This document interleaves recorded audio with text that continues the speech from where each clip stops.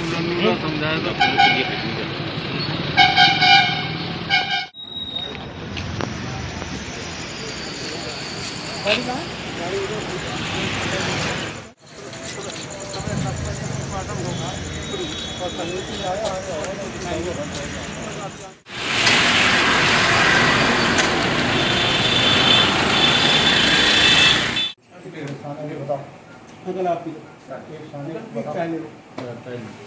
भैया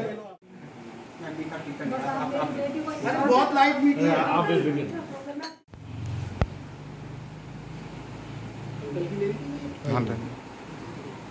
ऐड करना चाहता हूँ कि जब पूरी रात मेरी बहन नहीं मिली तो हम सुबह उसके एचओडी के मैडम के पास गए, जिनका नाम डॉक्टर सरोज है, और मैडम से हमने आग्रह किया, रिक्वेस्ट की कि मैडम वो ड्यूटी पे हैं लेकिन है नहीं, कृपया आप हमारा साथ दें और एफआईआर करवाने में हमारा साथ दें।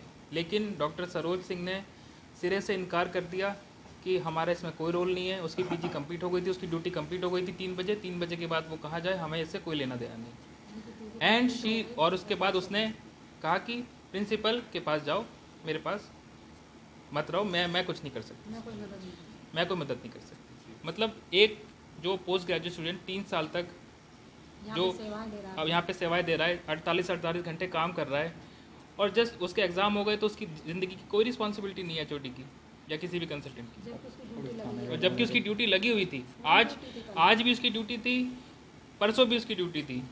Even after clearing the post graduate exam she was continuing with her duties with the Covid patient.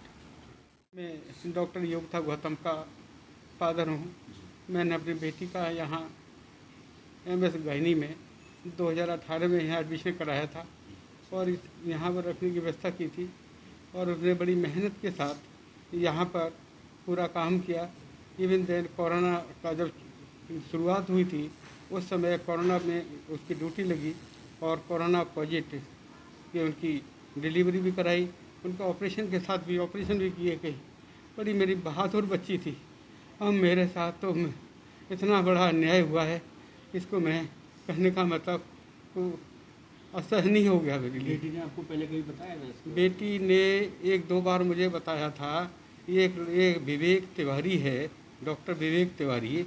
ये इनका पहले जहाँ से इन्होंने MBBS की थी, तीर्थंकर महावीर यूनिवर्सिटी क्या कहते हैं मुरादाबाद में, वो 1 साल सीनियर था। अच्छा। और 1 साल सीनियर था। ये बार बार इसको टॉर्चर किया करता था। अच्छा। इसको टॉर्चर करने का केवल एक ही उद्देश्य था, तुम इससे शादी कर लो।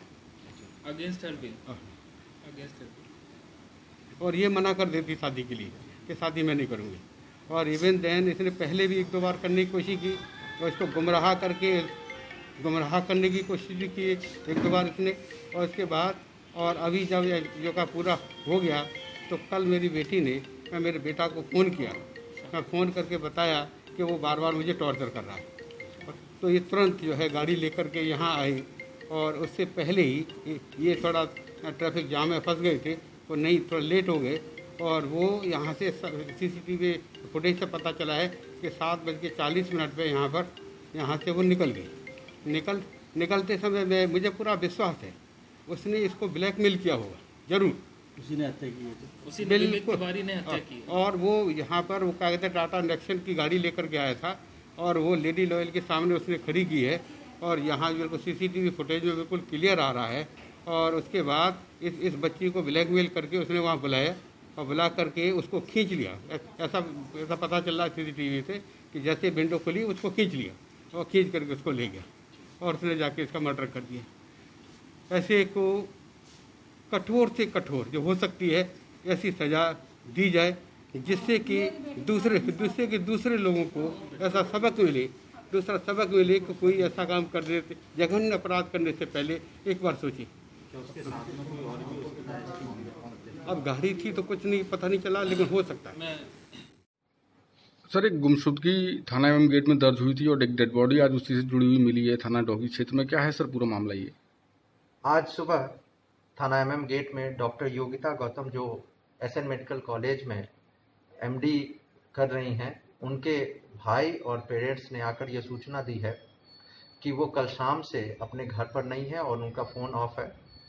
जिसके संबंध में दिए गए तहरीर के आधार पर मुकदमा दर्ज किया गया है।